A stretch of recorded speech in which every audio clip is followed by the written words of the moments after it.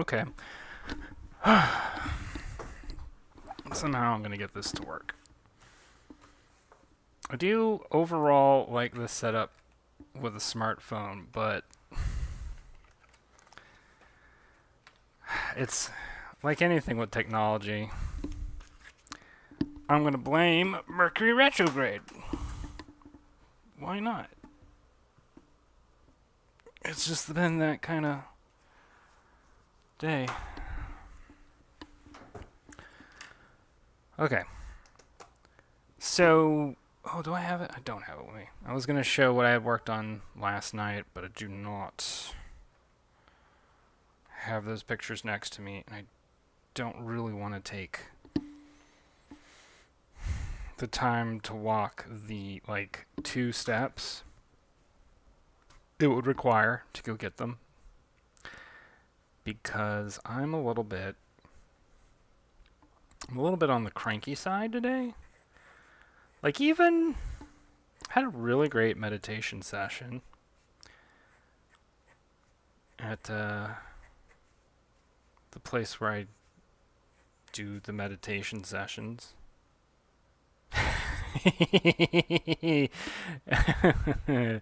Yay, Taco's on board with me. We stay blaming Mercury retrograde. Jennifer Lewis says, never been to one of these before. This is neato. Well, thank you, Jennifer. Welcome. Yeah, we're gonna just like hang out and draw a little bit, and I may ramble. If you want to veer my rambling in particular directions, you're certainly welcome to add context, or not context, ideas, suggestions, what have you. I'm I've been doing, okay, the last 2 days, not the last two, the last one day, I've been doing kind of sketches of like Ganderdorf elves as part of this little project that I'm doing that I'm being kind of mum about because I don't know. I mean, sooner or later it'll be obvious to somebody what I'm doing.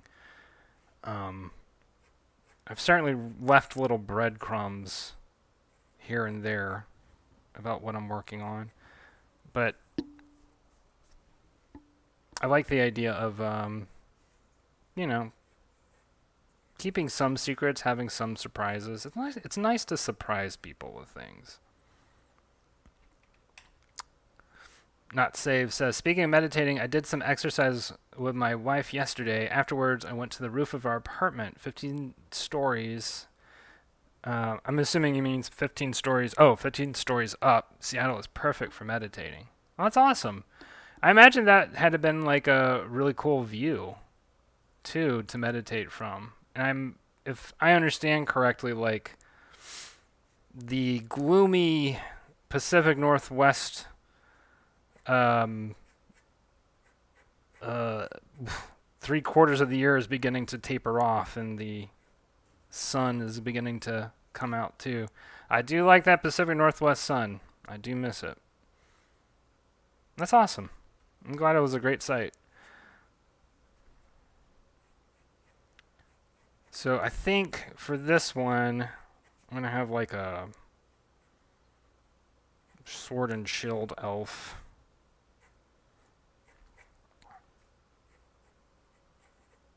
But I'm gonna give this one a little tiny sword, like a tiny, like almost a knife, pretty much.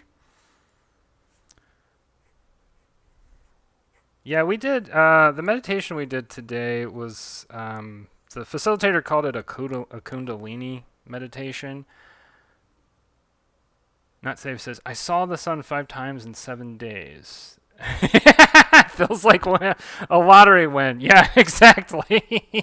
That's how I remember it when I lived in the Pacific Northwest. Portland, in particular, felt very uh, like kind of manic depressive, where it was like you would have the gloominess of like the fall and winter, and as soon as like Kundalini as I can't tell if you're joking with me or not, Taco.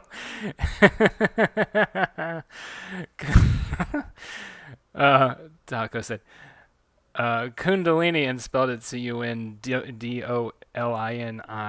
like a pasta dish of some sort. Kundalini. You serve it with Alfredo. It's very yummy. The snaky snake pasta. Yeah, it's a different kind of meditation because it involves a lot of movement too. It's like you do some shaking around and then you like do some dancing and then you do like a standing meditation and then you sit and then you do like visualization exercises. It's a very active meditation. I mean, most of my meditations that I do are generally tend to be like, the Zen sit there and that's it. And this is more in the I don't know what you call, like, I guess the Hindu tradition perhaps, or the yogic tradition, where there's a lot of different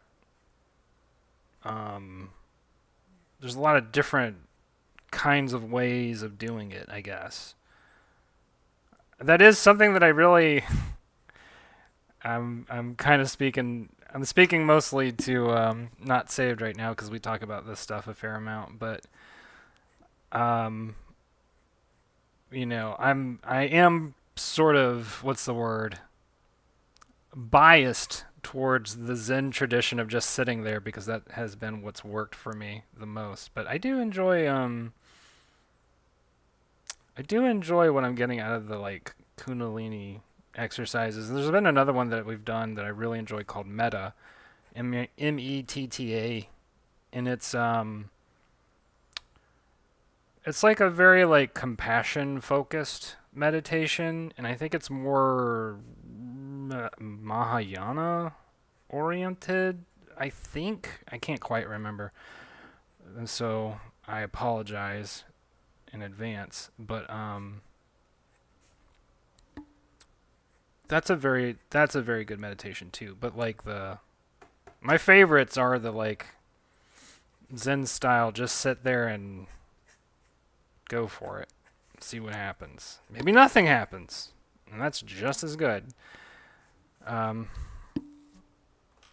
Sometimes that's the point. I need to fix the orientation of these legs. They're a little bit.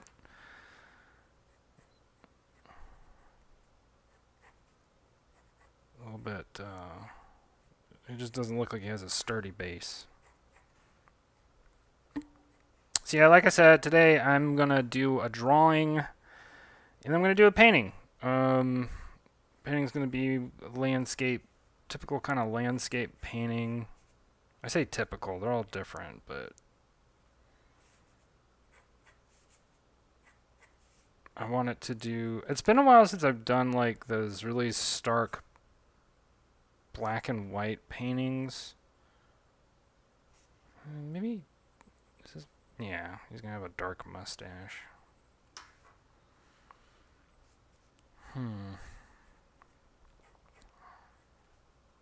But y'all see what I'm talking about once we get to it. It'll be fun. I always enjoy painting. I always enjoy drawing too, but sometimes drawing is a little harder. Not Save says, I agree, sitting, because it feels good, is hard to resist the appeal of. Plus, it cuts through the stop wanting to want and do not meditate with a goal in mind.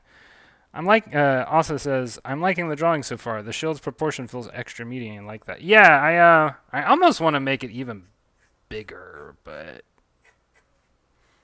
probably just going to make like I don't know what you call it, the rim or whatever, wider.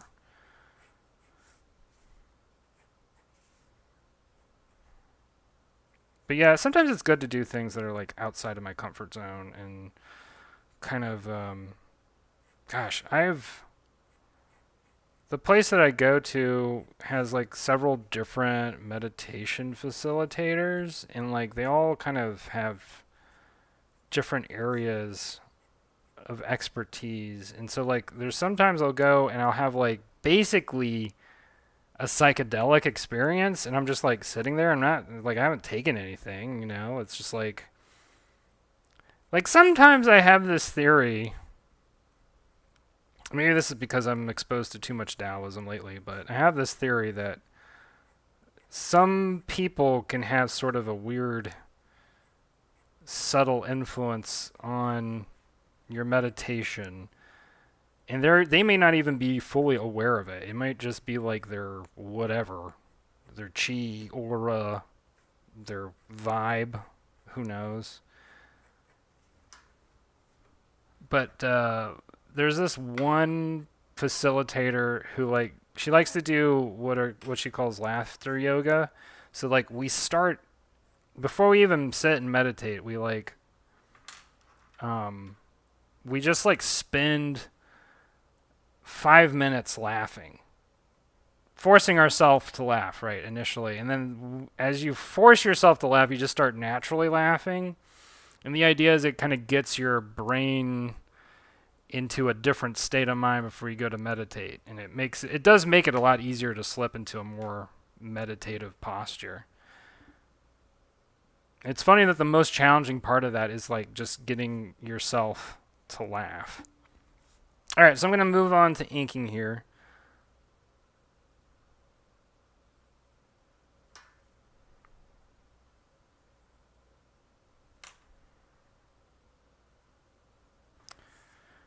And that's when I get really quiet.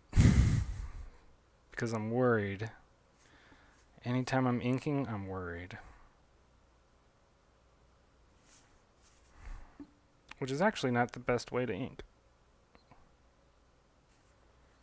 Best way to ink is to not worry at all and not even care.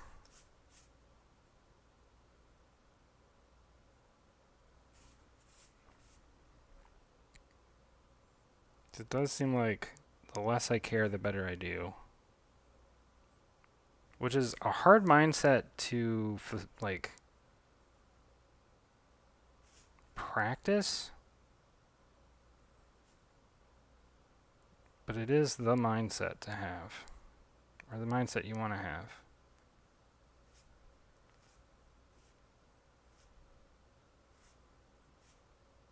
Not Saved says, with the eyes undone, my head is... I'm going to assume the little emoji thing's in the way, so I can't quite read everything you're saying. My head is filling in Russ's face. It does kind of look like... I see what you mean. Especially with, like, the mustache and the, like, soul patch. Although Russ doesn't have a soul patch. He has, like, a beard. But his beard does kind of do that soul patch thing. Alright, hold on. Is that correct? It's going to be correct.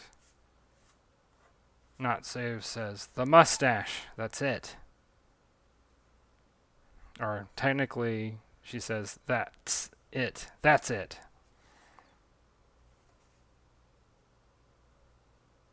Thou art that.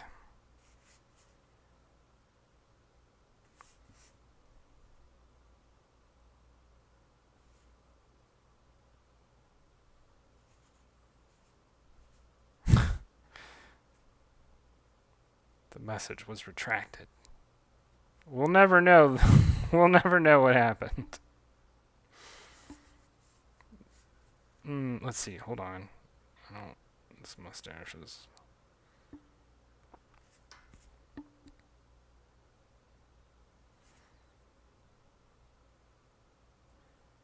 this mustache is going to be extra, though.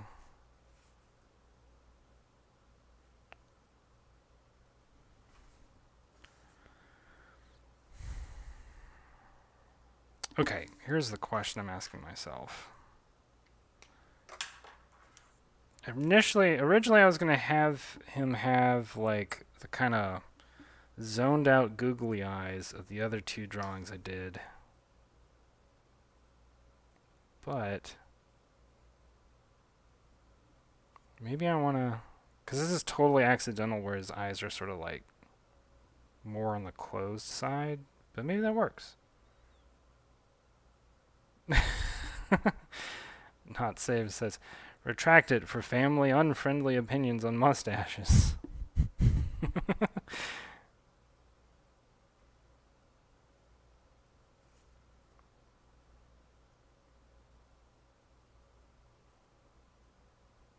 Yeah, we'll just go with that.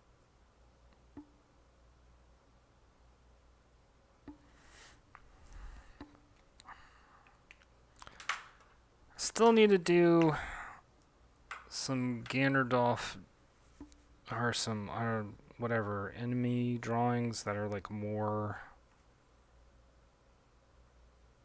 of the Hellions and like the I need to come up with a name for the lizard people. I mean, I guess they could just be lizard people. I didn't do as much lore building for them as I did for the pig demon monster people in Legend of Redneck. But I kind of like that. Like I like that about Hizzard's character is like you don't really know that much about. I mean, you don't really know that much about Judy's like species or whatever you want to call it. I don't know. Race, what have you.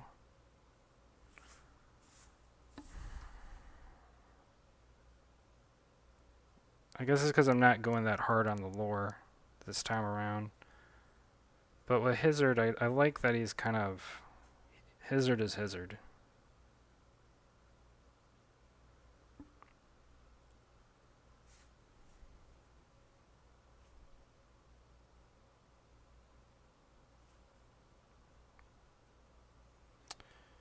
And let me tell you what, there's going to be a lot of Hizzard in the next couple months.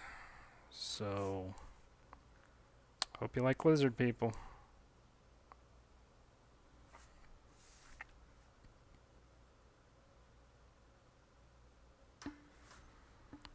Alright.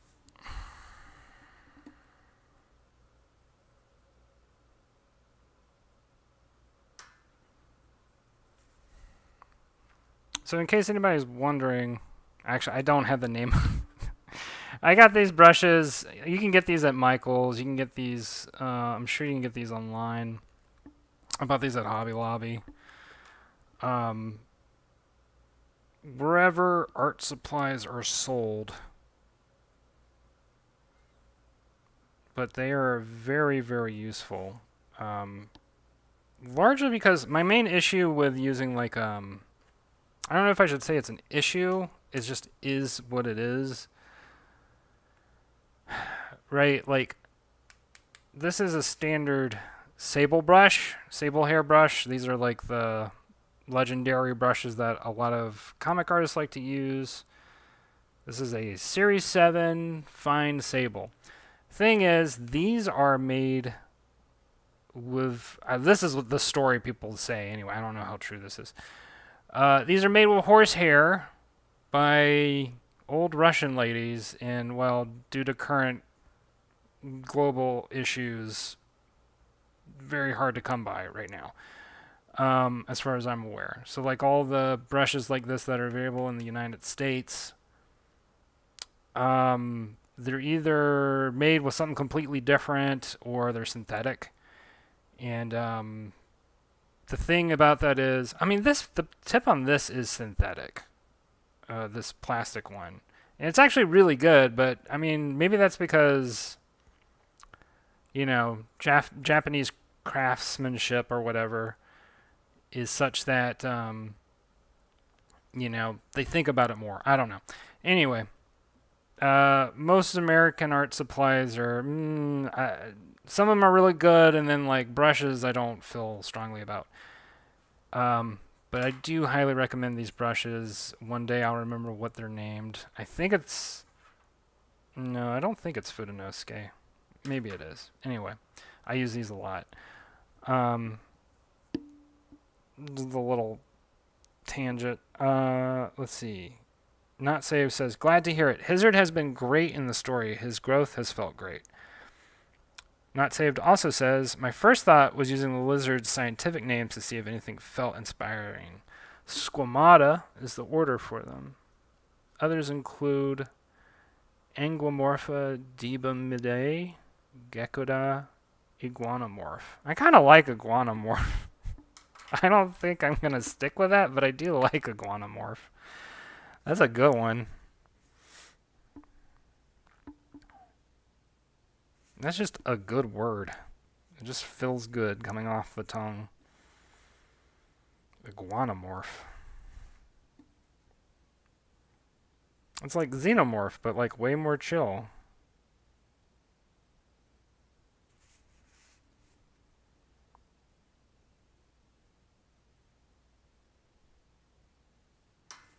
Instead of like iguanamorphs, instead of like hanging out in your chest and bursting out when they hatch, they just hang out in your lettuce. And they just eat it all. And then you're out of lettuce.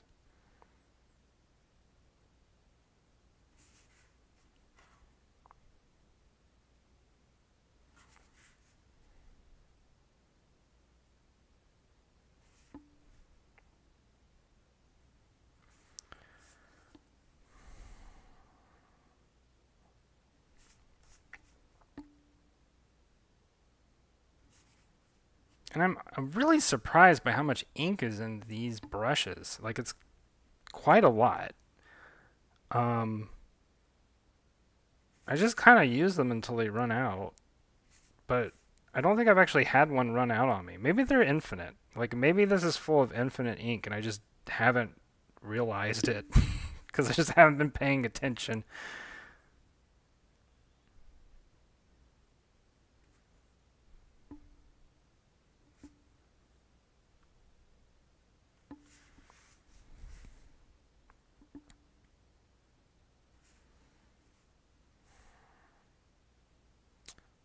Yeah, iguanamorphs.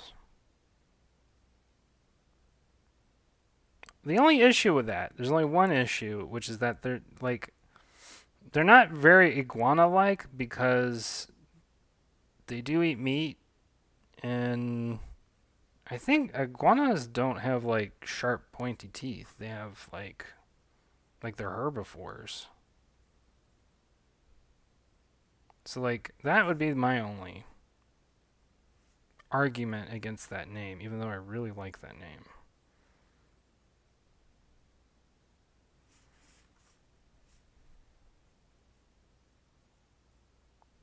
I mean, it's my universe. I guess I can do whatever I want, but like, there has to be some rationale, damn it.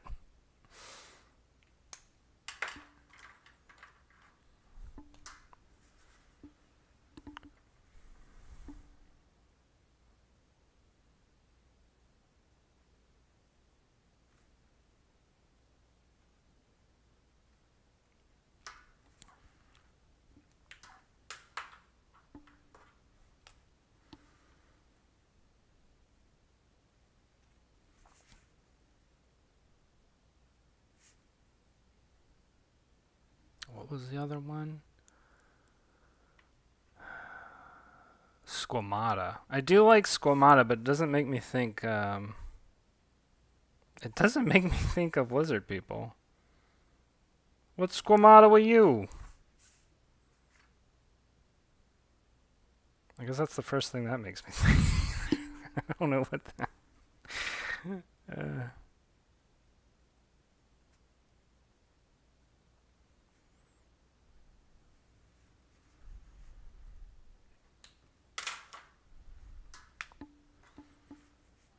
all right.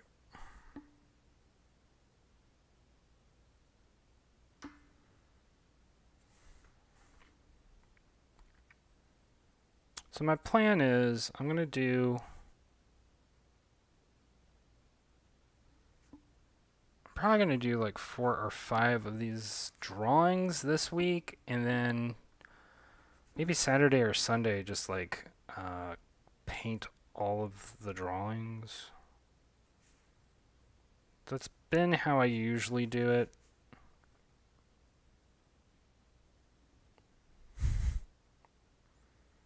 Not save says, "What's Squamata with you?" Eh? What's Squamata? You ain't eat your pasta. You ain't eat your fazole. What's Squamata with you?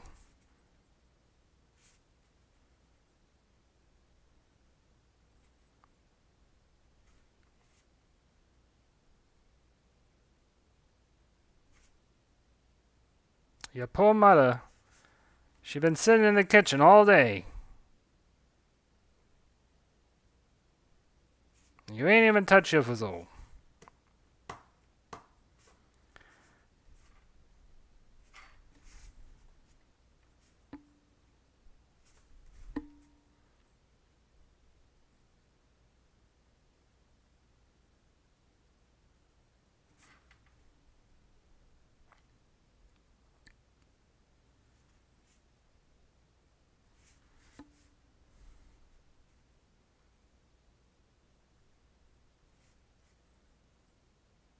A little tiny sword.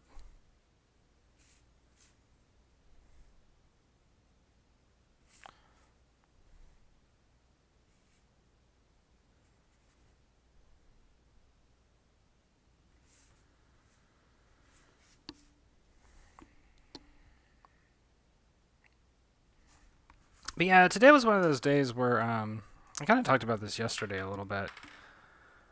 Uh, Yesterday I was annoyed, and then today I just like read some news that really upset me, and that started my day off not so great. I mean, I say not so great. I was fine. I was fine. The people impacted by the news I read were not fine, and I'm fine. I'm just emotionally have been running on kind of a slow, like initially annoyed, or not annoyed isn't the right word, upset, and then just like at a certain point just found myself feeling internally enraged. And then the meditation helped and whatever, but like it's funny, I've noticed this, like even doing like a really deep meditation, if I'm just like, if there's something that's been bothering me the whole day, I can feel it in the back of my like whatever, just in the back somewhere. It's like, oh, it's still there. It'll pop back up. And initially I was like, I don't know if I'm going to do a stream tonight. I might be too like bothered, but like this actually is very therapeutic in a way, cuz I can hang out and just like draw and sort of forget about the stuff that was bothering me earlier in the day. And it was one of those things where I ended up just like tracking the news on the situation, everybody's opinion on the situation. Something I don't usually do, but I did it today, and I was just like, yeah, it's kind of like if you go off of sugar for like months at a time, right? And you haven't had sugar in a long time.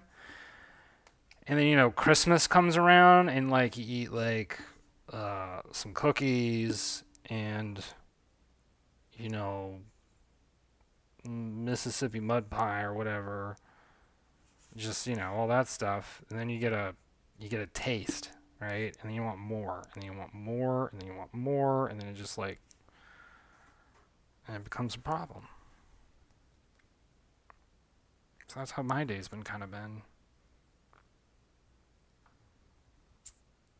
but that's all right, because now we're here, and I finished that drawing, and we're gonna load up the next little thing.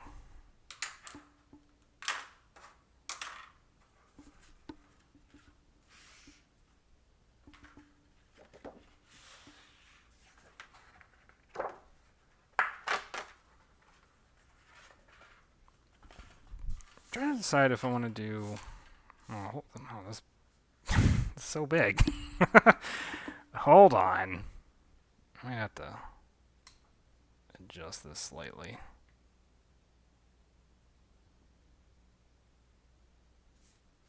Alright, that's better.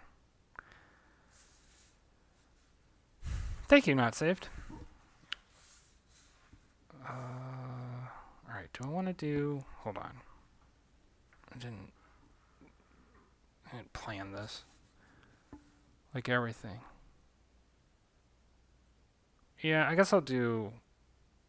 no, I want to do... Okay. Hold on. If I do that... I gotta adjust. Adjust more. Alright. I think that'll work. That'll work. Alright. Next, I need to tape it down. I don't think. Maybe I do have enough tape. Let's find out.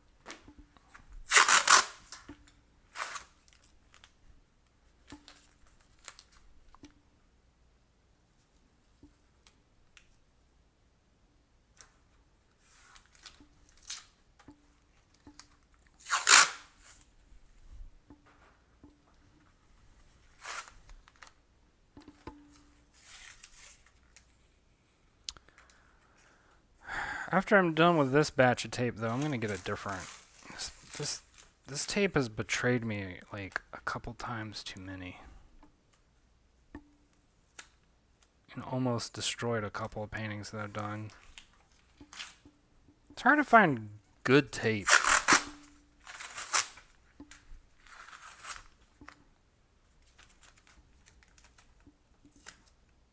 There we go.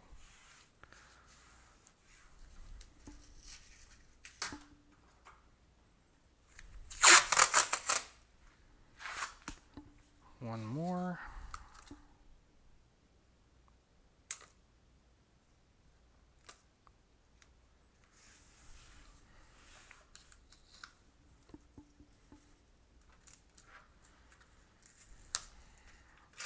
All right.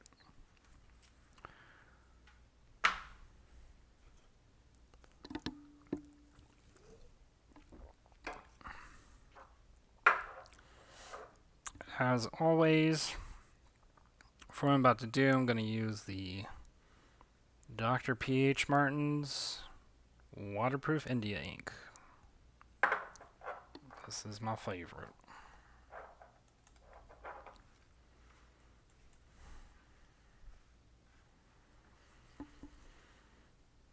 I need, alright.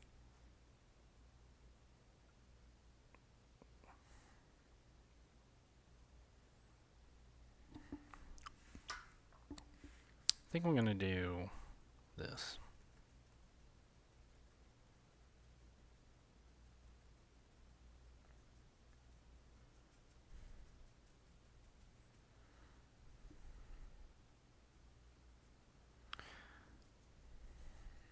This is, I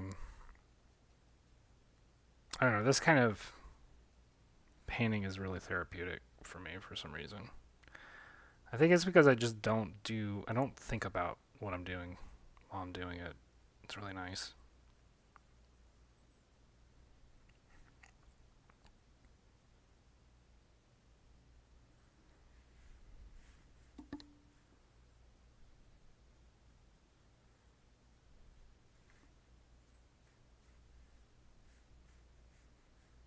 Which also ends up leading to interesting results.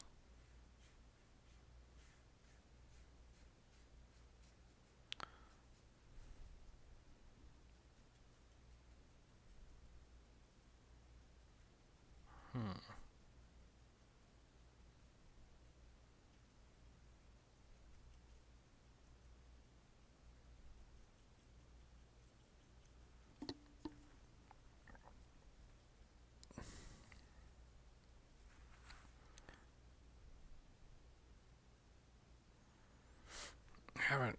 Okay. What if.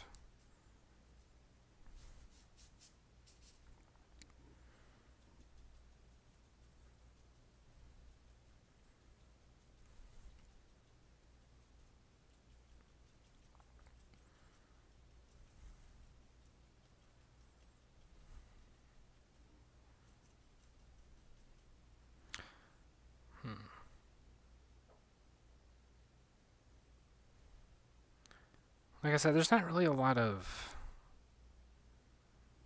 thought going into this. It's really just like the brush. The brush is kind of. Brush is my friend for these kind of things. I think that's why I like doing this so much, is because, like, cartooning is a very controlled kind of thing, and this is very uncontrolled. It's very like, just go for it.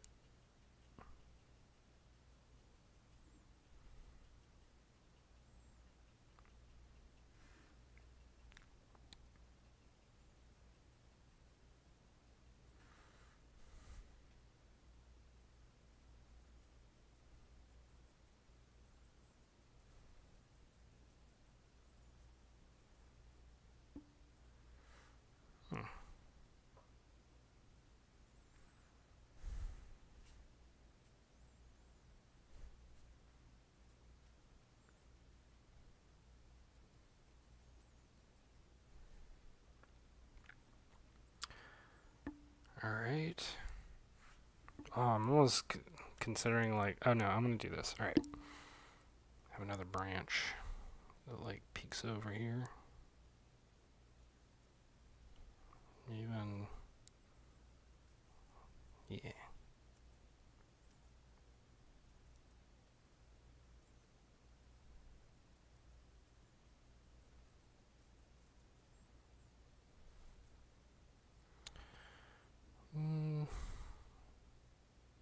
Not quite.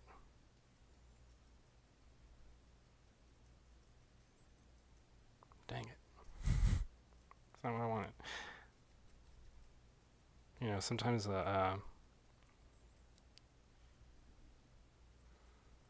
sometimes the ink doesn't want to behave. Or it's trying to guide me. What do you want to tell me, ink? I'll never get out of your clothes, that's what. Oh, okay. Well, that's true. So beware. I guess that's what the ink sounds like in my head. Alright, that looks good. We're gonna let that ink dry for a second. And I'm going to start making some decisions about what sort of colors I want to work with here. I've tended to lately wanting to do just like 2 or 3 colors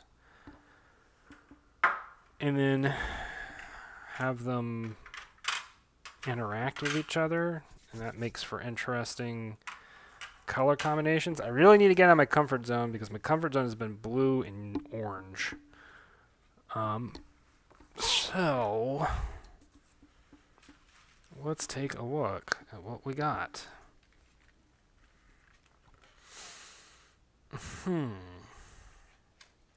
Red. That's kind of a violent red. Maybe crimson red. Maybe. What do we got? Vermilion. And then, ooh, Payne's Gray. That's my favorite. I don't know if Viridian Hue might work. That's what I'm thinking. That's what I'm thinking. I think I already have some Payne's Gray kind of loaded up in the palette over here. But it never hurts to have more.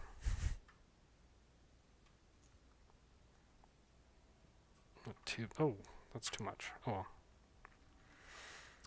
Can't get it back.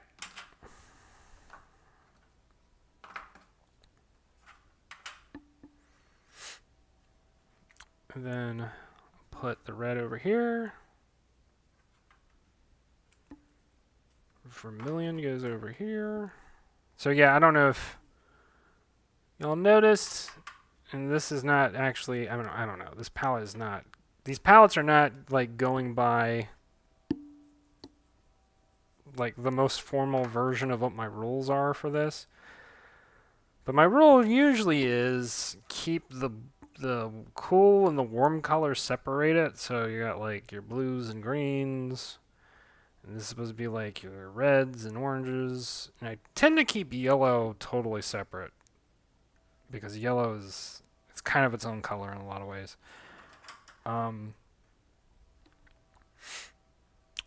However, I have been doing a lot of mixing, and I don't want to like wash out a lot of the colors that are already on these palettes, because like that's paint. Like it's totally usable paint. I just have to re-wet it. So I was gonna say my compromise with myself. It's not a compromise. It's just like what I have decided to do is just like deal with it being what it is, because I don't want to like change it up. I don't want to like lose. Look, I mean, there's like a perfectly usable violet. I don't even know what that color is. It's like yellow and black. That's a good one. That's probably phthalo. There's all this mess right here. I think. Okay. This ink's almost fully dry. So the only issue is if I started painting right now, some of this ink might seep out or like get into the water, and then you'll get like a gray wash, I don't really want that. Maybe I can work around it. Because for stuff like this, I use this big flat brush.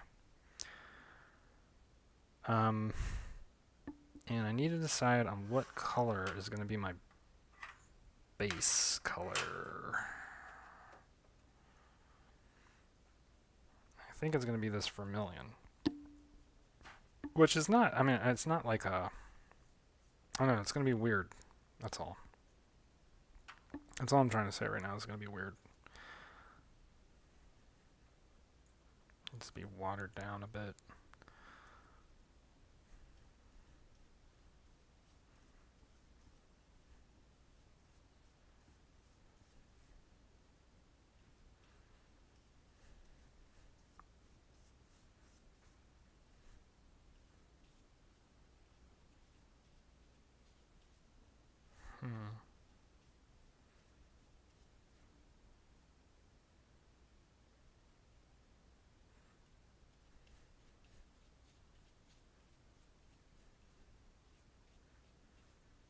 Alright, that's going to have to be the second wash.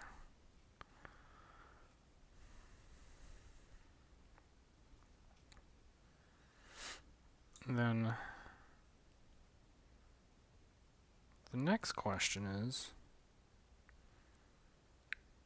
what do I want the color for the ground to be? And I'm probably going to make that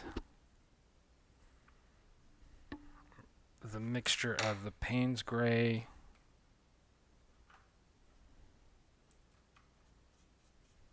with the vermilion, because I'm thinking that's going to make sort of a nice, rich kind of gray color. We'll see. I don't know what it's going to look like. I guess that's part of the fun.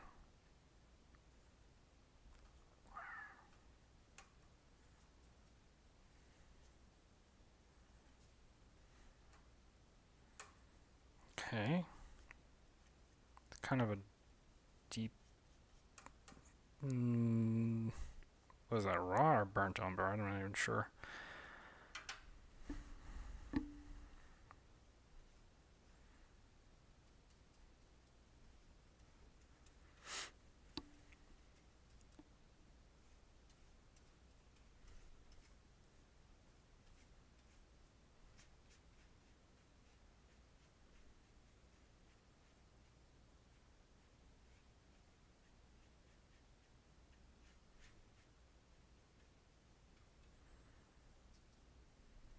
Then I'm also thinking for some of these, like, brushy, leafiness, I might throw in...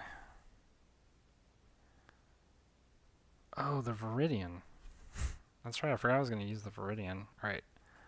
So what I'll do... I have some Viridian in a palette up here. Just don't need to be using new Viridian if I already got old Viridian. Mix it with some of this Vermilion again.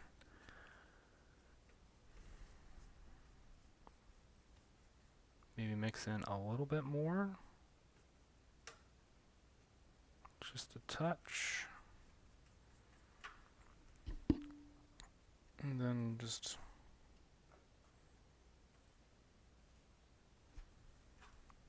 needs more. Still not happy with it.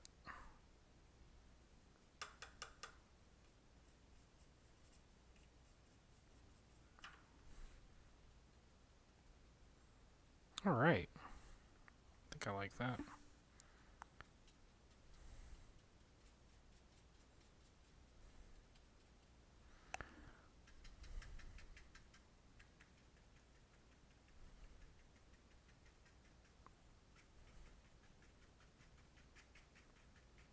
It's nice when the paint dries up a little bit because when it dries up, you can get more texture out of your brush.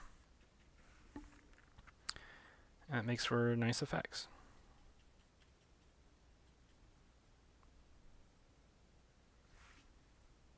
And we might have to, I might later on zoom in on the painting so you can see it a little better. So I don't know if it's really as obvious at this current vantage point.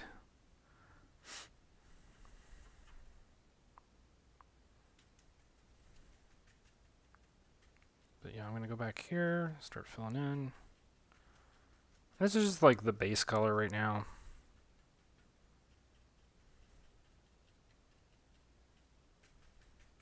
I'm going to be adding other, I'm going to be layering other colors to create more of a dynamic range.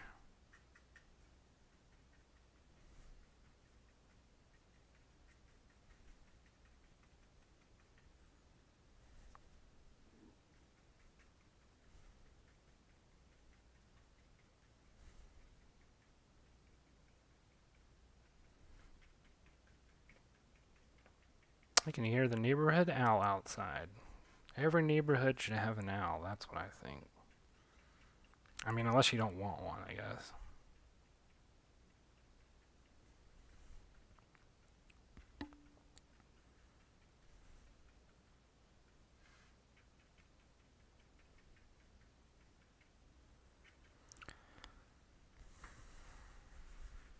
All right.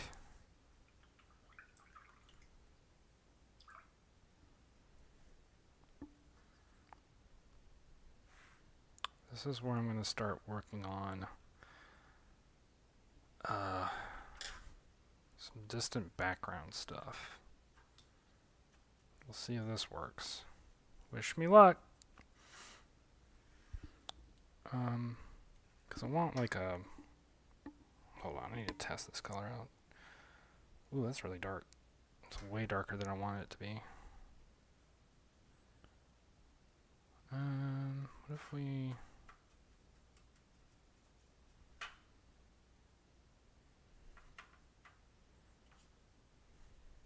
We'll get there eventually. I don't know. I don't trust it. I don't trust it. What if...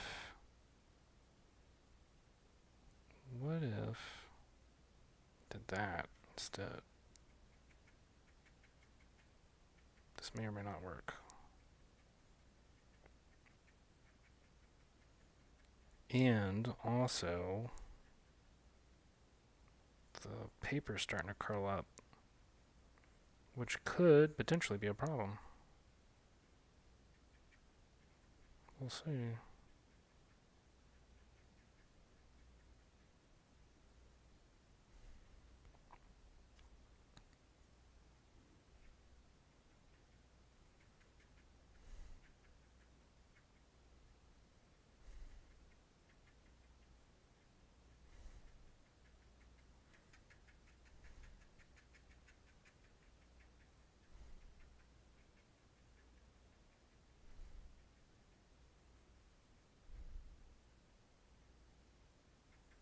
Part of what makes this difficult is like I have to work around. I probably could have done this differently, but I have to work around what I already have laid down.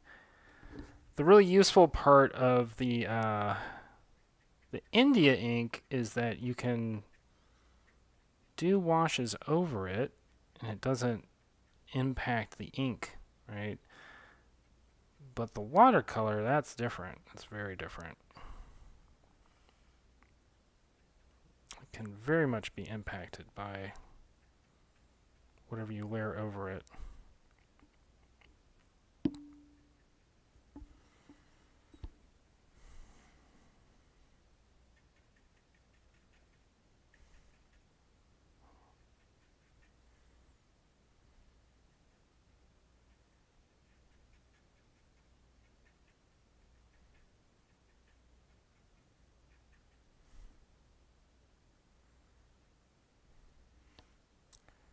That might have to work for now.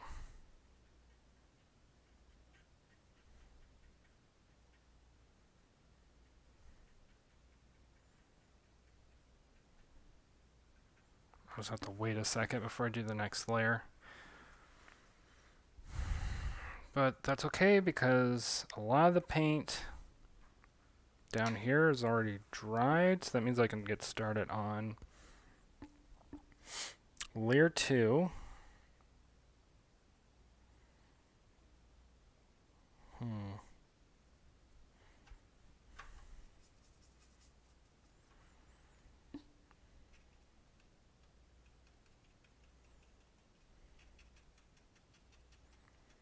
So with layer 2, this foreground, I'm going to push forward this bush in the foreground. Make it pop a little bit more.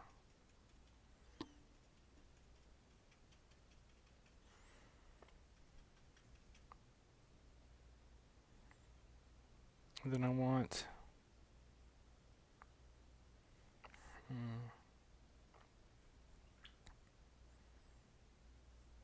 I don't know what I want. Let's see here.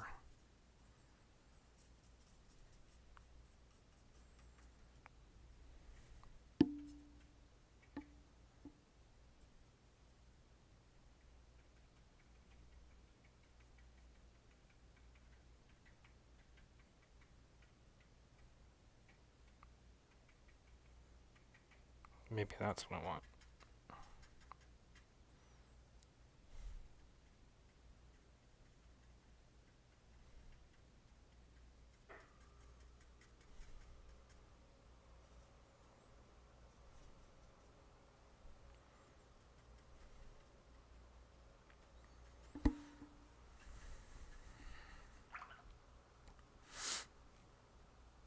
And then I think I'm gonna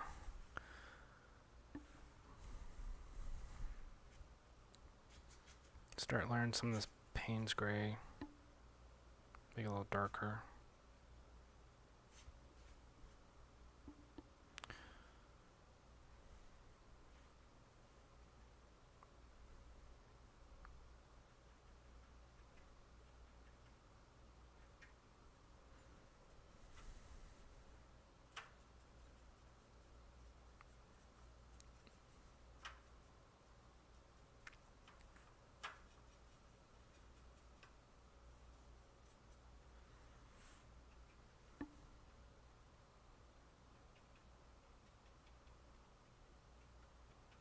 But the idea right now is just to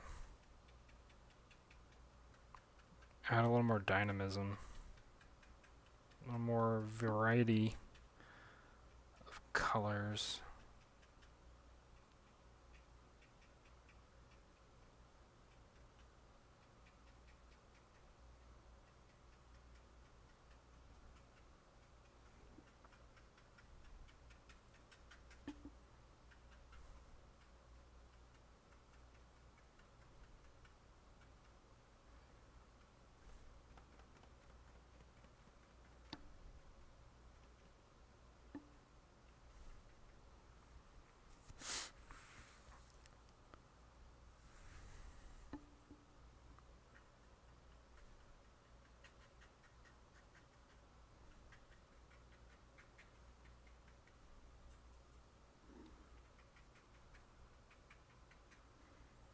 by this time, well, no, not quite. This background is not quite dry.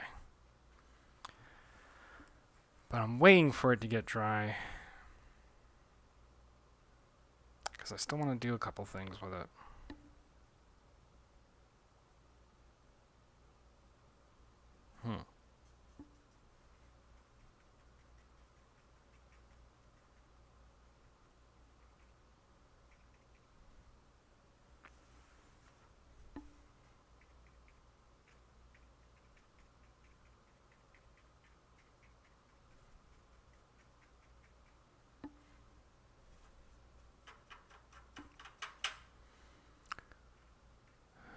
Well, I got an email that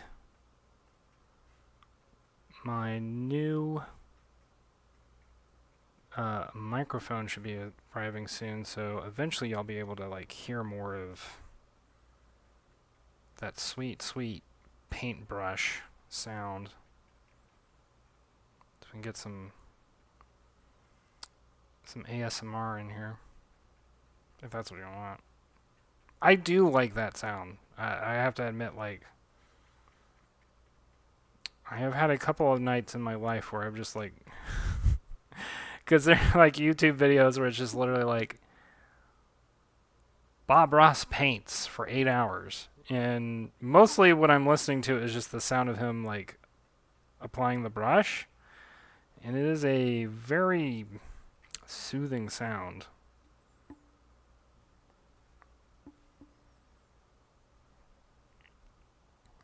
Okay, so I think I wouldn't mind like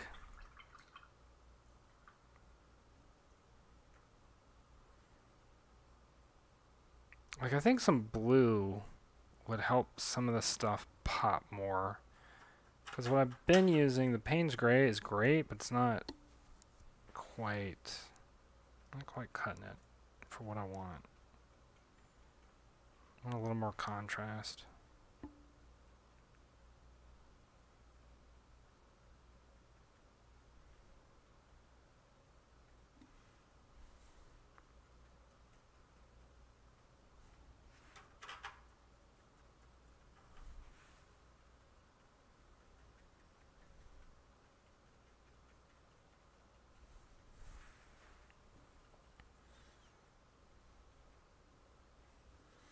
Not Save says, I'm really digging this. The lighting feels just right, like looking at Twilight. The colors are a good choice. Well, thank you. Yeah, I've been doing a lot of these paintings that are kind of like Twilight hour paintings.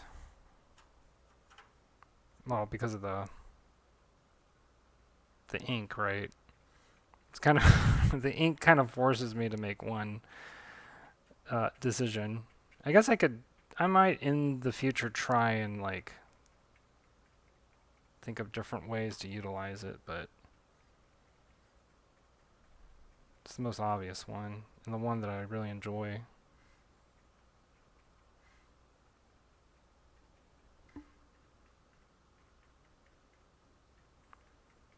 Okay.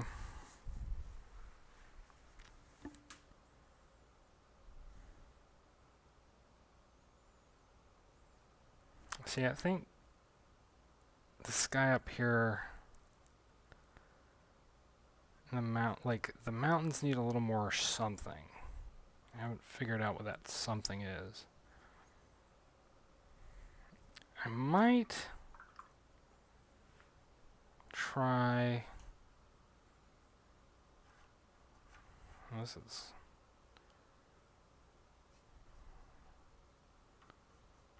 I might try throwing in some yellow. What would that look like?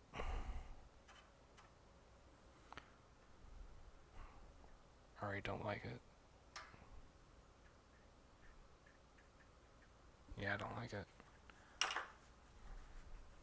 Hopefully I can undo that.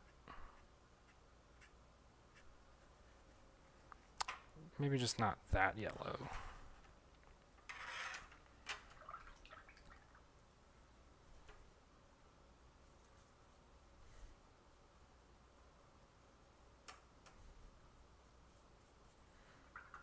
The problem with it is like all my yellow I mixed with like white, so it's got this chalky quality to it that I don't much care for.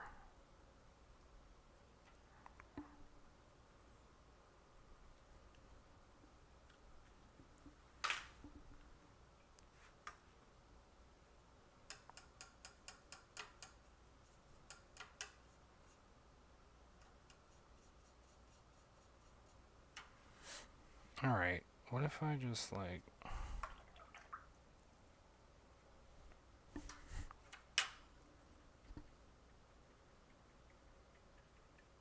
Just gonna dab in some yellow.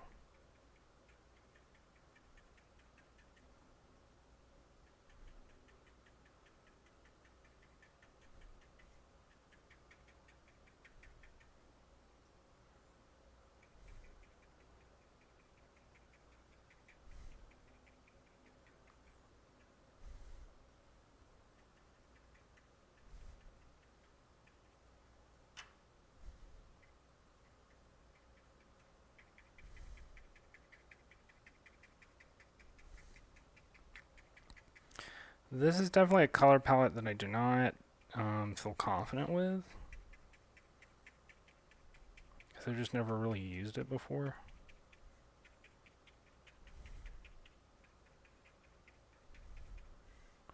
Like, red is such an extreme color sometimes, I'm just like, I don't know what to do with you.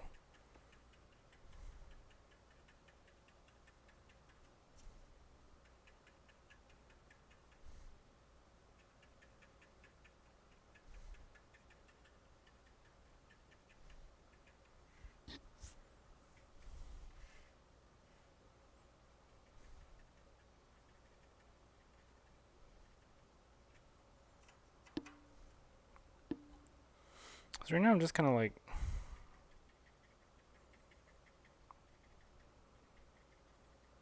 dabbing in some stuff.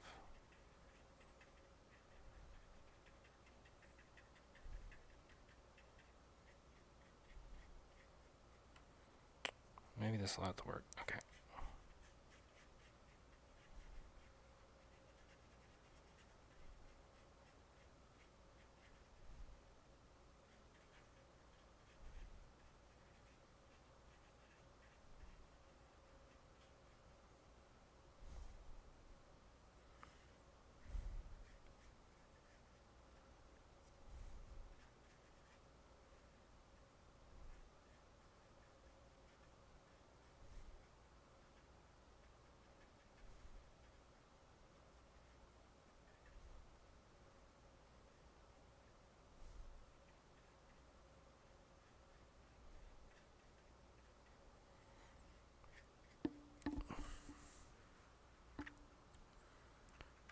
Which means I'm still going to need to do another wash. This is kind of... camera's not quite capturing the colors I'm putting forth, but that's okay.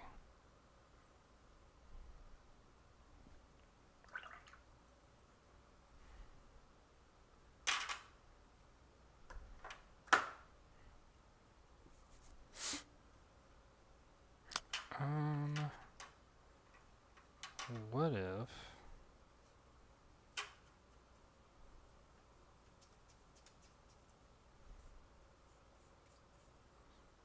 I'm gonna get kind of a violet here.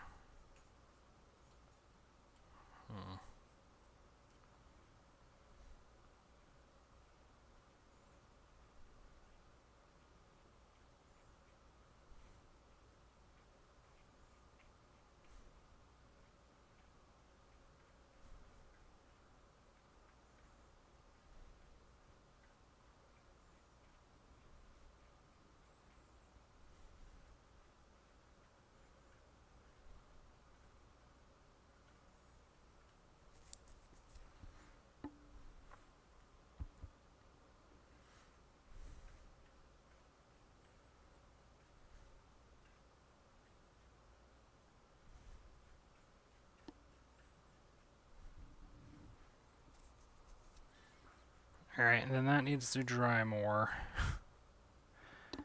The only issue is, like, as you start layering stuff up, Here, we'll take a quick break and I can just zoom in so you can kind of see it a little better.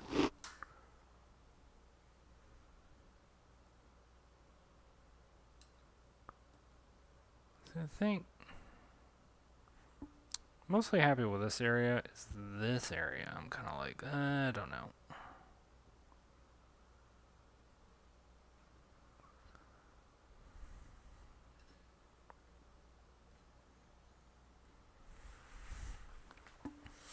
And right now the water is so like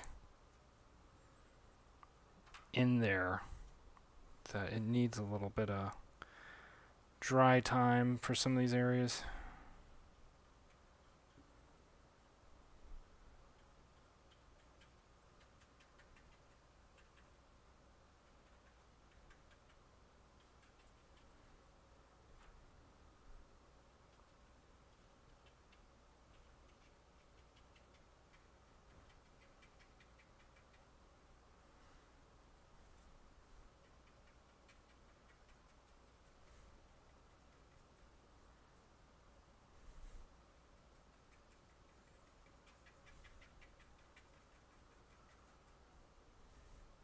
And it also just needs like, I need a color in here that's going to tie everything together. Right now it still feels a little bit disjointed.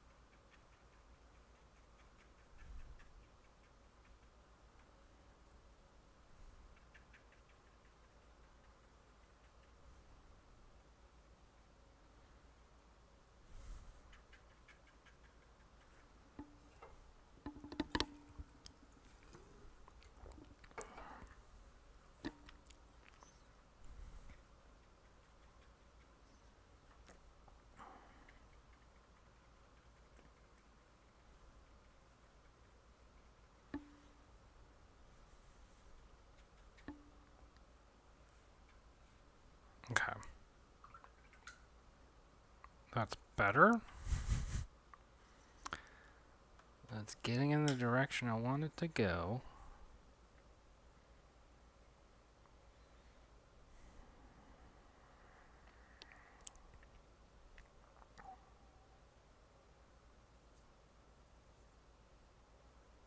Not save says, for that third color, would a light blue that bleeds into the top of the sunset / rise work? I'm not sure what third color would work. I'm glad you're liking it, not saved. Well,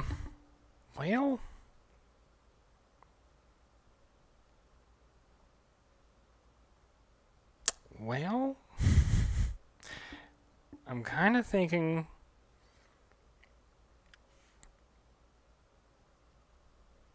maybe I need to let go of this red color, and this needs to actually be like a blue or a violet, because I think that red color is kind of,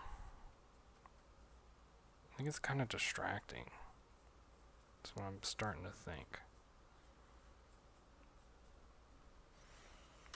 So here we go. If it was more of a blue, I think it would tie everything together better. Maybe I'm wrong, though. Maybe I'm destroying this painting right now as we speak.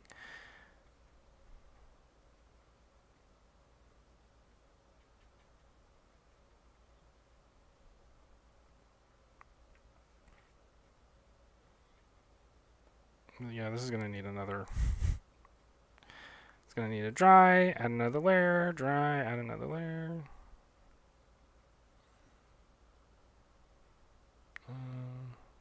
Like that.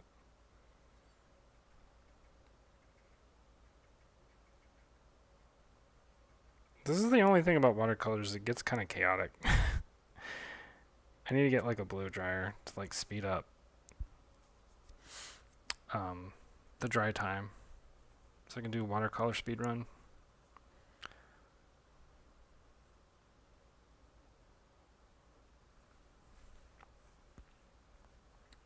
Okay, I like that. It just needs one more, like, I think it needs one more wash of this phthalo blue at the top. And then beyond that, I might just add some highlights and call it done.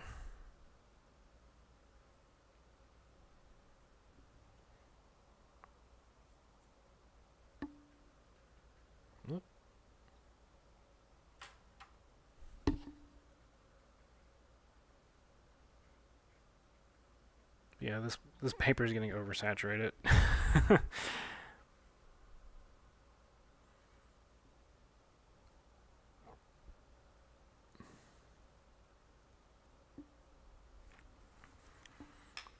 So I may just have to we may just have to watch paint dry for a second, which makes, I'm sure, for great streaming material, but that is what it is.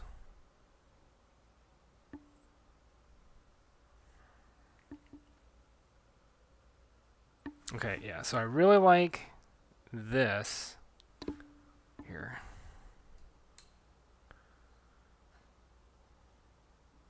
I'm into what's going on right here where you have like yellow peeking out from behind the tree. This tree right here. We've kind of lost what I want it to be mountains in the background. That's fine. I don't... As long as the color... What they like to call the color story. As long as the color story looks good. I just find that term obnoxious. But it is a term a lot of painters use. The color story. I like this. I think that works. I just think that I need to push the darkness up at the top a little bit with that blue, and it'll start to tie together.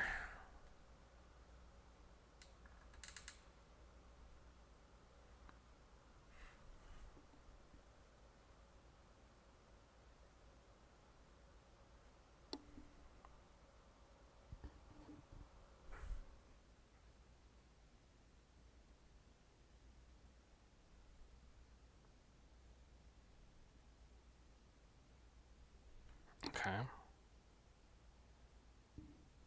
What if... What if... did that?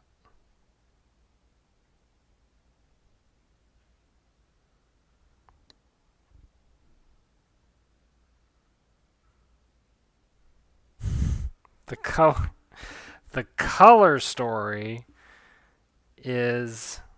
I still don't know what color story is. Color story is like basically the palette of the painting or the composition, but you lay out where the colors are in the composition in such a way that it tells a story. In other words, I mean, it leads the eye in such a way, such as, you know, I mean, if you're an English reader, you pretty much read everything intuitively left to right. If you read, you know, Japanese, like not safe.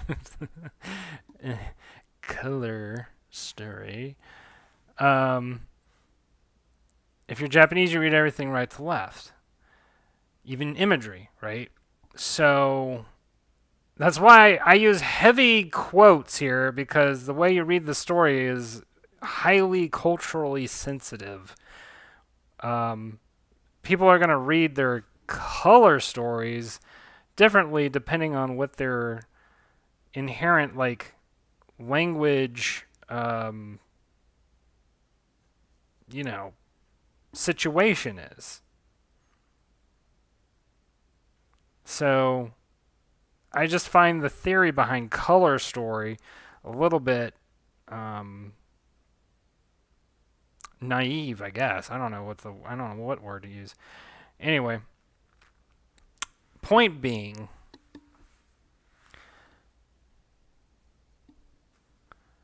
a color story is essentially how do you guide a reader's or an audience member's eye through the painting using color? Because if you're painting, you're using, your main tool is color. I mean, sometimes you use other stuff, stuff. Not saves this. It sounds like color story was a notion developed at Bupkis University. Yeah, it was probably developed at the art school I went to. I just didn't go to the painting department. In fact, I can pretty much guarantee it was developed at Savannah College of Art and Design because the person I heard this from on YouTube went to Savannah College of Art and Design. So I'm pretty sure that was just like something she heard a painting teacher use as a term because they have to have their terms, and so they could have just said, your color palette, right? Like that would have worked just as fine. What's your palette? But no, it's got to be a story. A painting's got to tell a story. I was like, well, I mean, yeah, some paintings do tell stories. But if you're looking at like an abstract painting that you might hang up in like the lobby of a hotel, I can't imagine telling too much of a story. It might be interesting to look at, but I'm not like, going through the ups and downs of a Ribaldrus tale. A Ribaldrus tale of how yellow turned into red, that turned into pink, it's like, okay, well, I know somebody somewhere's got to sell a book. So, therefore, color story was invented.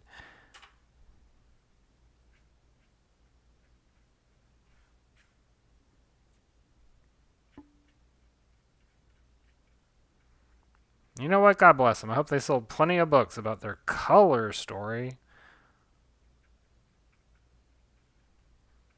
Because apparently it made its way to annoying me.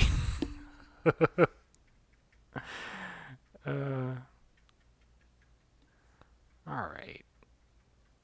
I think that's starting to work.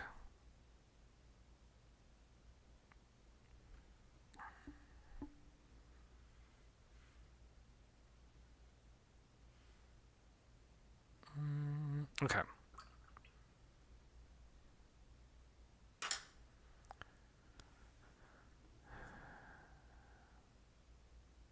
Not Saved asks, it's a bit of a wonder how many stories and ideas were taken and ran with just because someone needed to sell a book. Oh, yeah, I mean,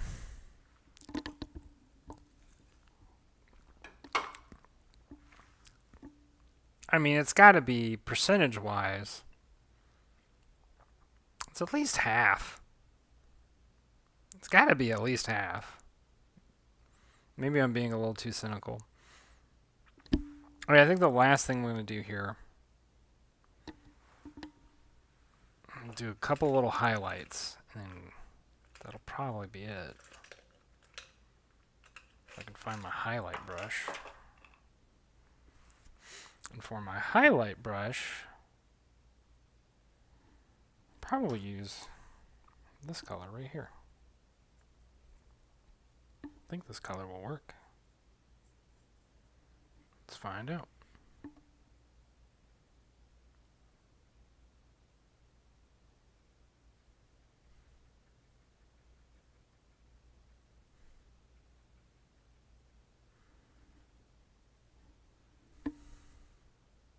It doesn't really need. Okay, right there.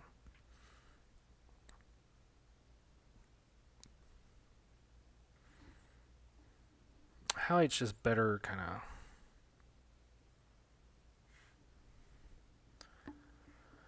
Not safe says, at least the Alan Watts of the world are honest enough to tell you ahead of time that he has nothing to say. Only that he says it in a way that seems to be enjoyed. Yeah, exactly. I think that's, I think that's kind of where I am at. Because, like, at this point, I've, like, read so many, like, books on either, like, spirituality or,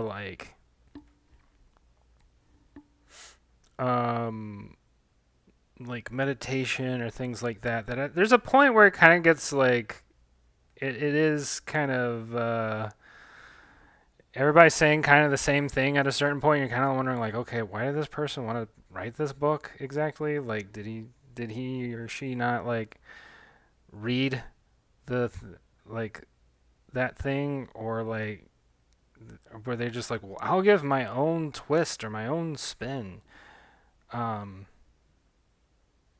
and it's like, well, sometimes that twist or spin just doesn't really add anything or add any depth or, like, any kind of nuance or whatever. And it will at times feel like, okay, well, this book just exists because it exists. Um,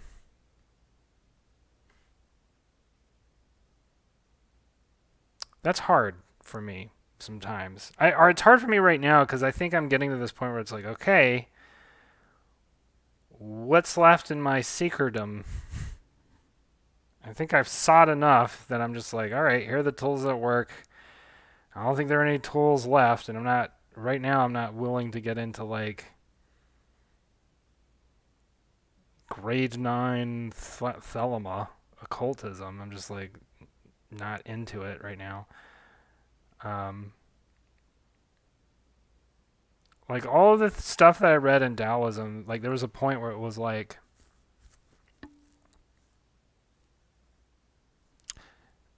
uh, what was I gonna say?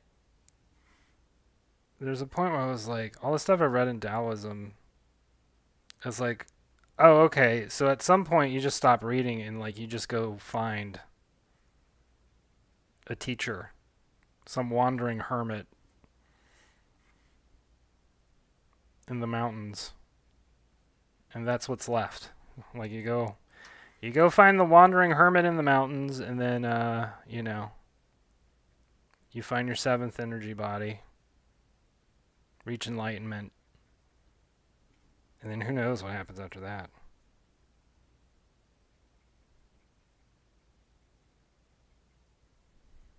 Or, if it's the Zen tradition, you go find your, I don't know, what do they call that? It's not a dojo, it's, well, their thing. Their building where they all hang out. That place. Taoists don't really have that. Taoists just have, like, a cave somewhere, or, like, a hole in a tree. They're very simple folk. They don't ask for much. Some boat on a river.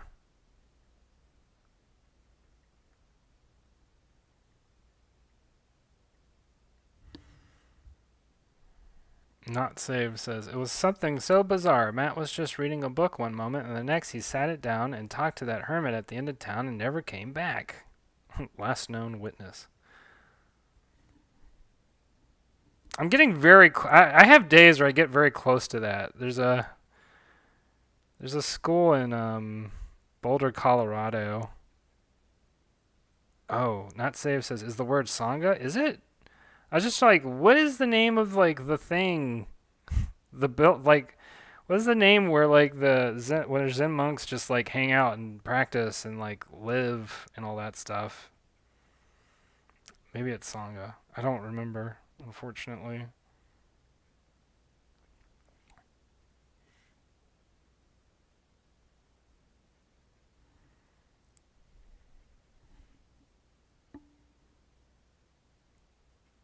But yeah, Dallas are really into their hermits. They really like their hermitage. Uh, and once I heard the explanations, like, oh, that makes sense. Not Save says Sangha is a Sanskrit word used in many Indian languages, including Pali, which means association, assembly, company, or community. In these languages, Sangha is frequently used as a surname. Just a quick check. It sounds like that tracks to me.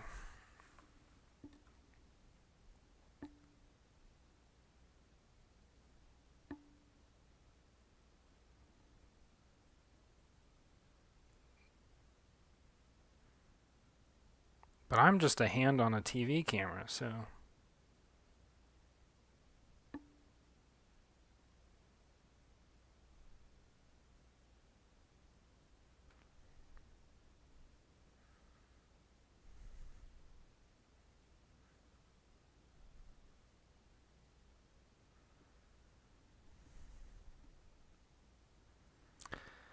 Oh my god, this painting's finally starting to come together.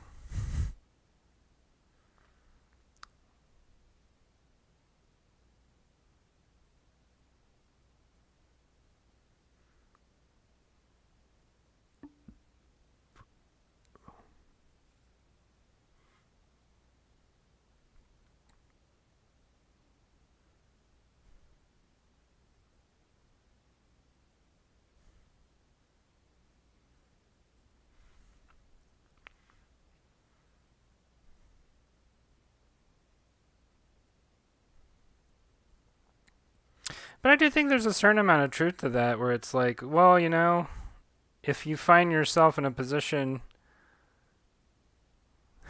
Oh.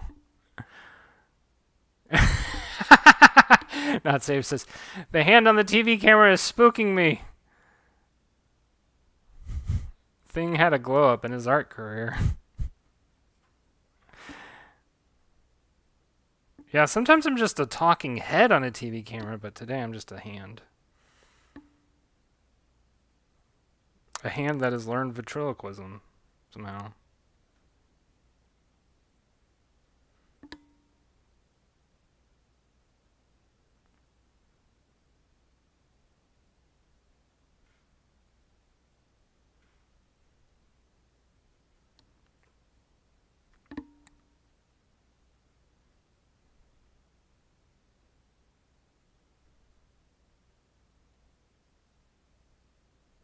Okay.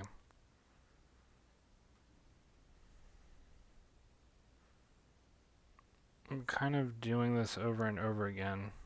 I keep layering these highlights, but I think it's working.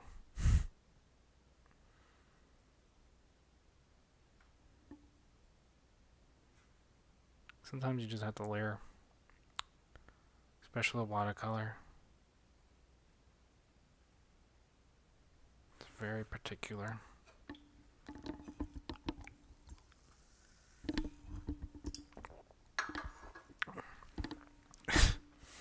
Not Save says, well, I have to hand it to you. You sure have a handle on this. I could count on one hand the number of times I had such a grasp on things. I should really get a grip and keep my finger on the pulse.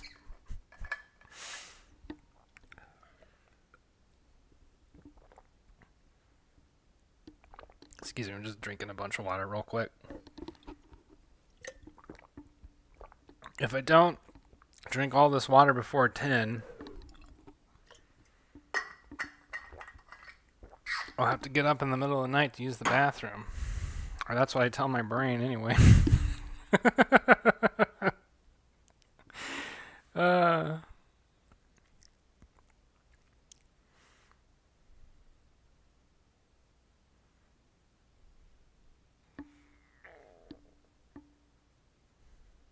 Rehydration sounds.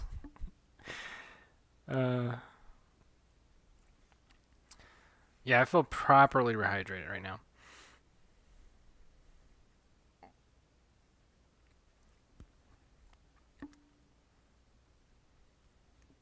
Maybe I'll just have a stream where all I do is drink water the whole stream. A rehydration broadcast.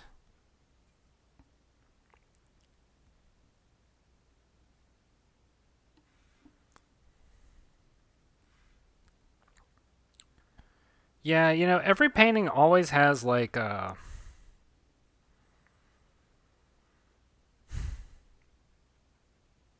was gonna say ugly phase. I don't know if that's the word I want to use anymore. That's the word I used to use. It was ugly phase.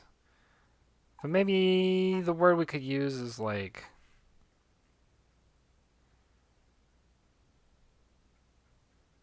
a different word. Um, but yeah, I mean, I don't know. There's always a point in the painting where I'm just like, I don't know if this is gonna work out. I'm not liking it right now. And then like after some 30 minutes to an hour of like mindless tapping and dabbing, suddenly something happens. Growing out, not save says, is it in the growing out phase? I hear it used for haircuts. Yeah, that's a good way of putting it. Yeah, it's like a growing out phase. That's a really good way of putting it. Uh, Definitely like a growing out phase. All right, I think that works. The only other thing I would want to do at this point is maybe one more pass at the top of like this bluish color. And that's when Matt destroyed the whole painting. Forever regretted his decision. Now it'll be fine.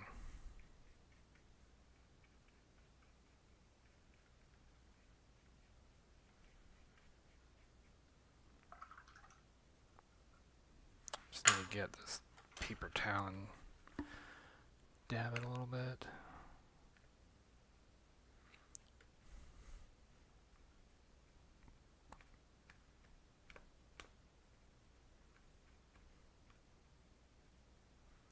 The first 60 paintings were really easy. It's about around painting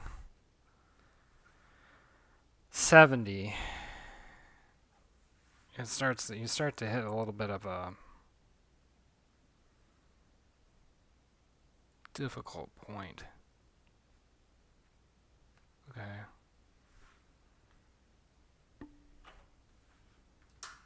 All right.